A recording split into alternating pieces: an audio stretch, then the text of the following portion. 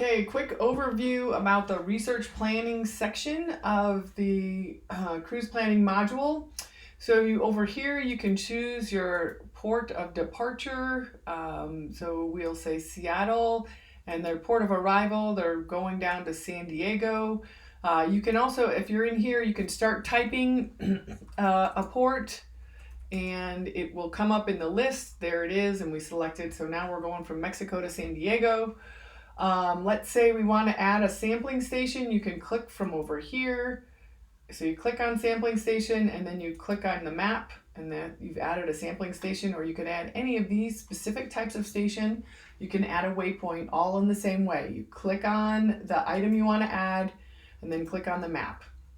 Next, I want to show you this research area. So you can just show a general area. You click on research area and you start making the boundaries of your research area. When you're done, you make sure you double click at the end of your research area.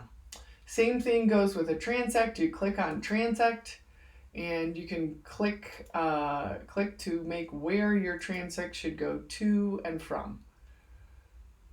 Again, when you're done with your transect, you can double click and your transect is complete. Other things I wanted to show you here is that there are other map options. If you want to see bathymetry, you click bathymetry and it shows you the bathymetry of the area. This is based on GEBCO's data. And then you can show whether you want to show the EEZs or the MPAs. You can also add other areas or other layers that are in the system. There's a layer where it shows all the GO ship lines or the Argo floats. Some of these take a while to load.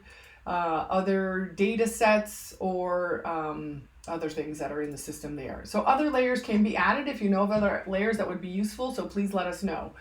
Finally, I want to show you how you can alter the ship speed or the time that you need on station. So if you know at station 1 you were going to spend 3 days there, you click over here on time needed and you can say, I'm going to spend 1 day here and 40 minutes, and say yes, and so that alters your total time up here.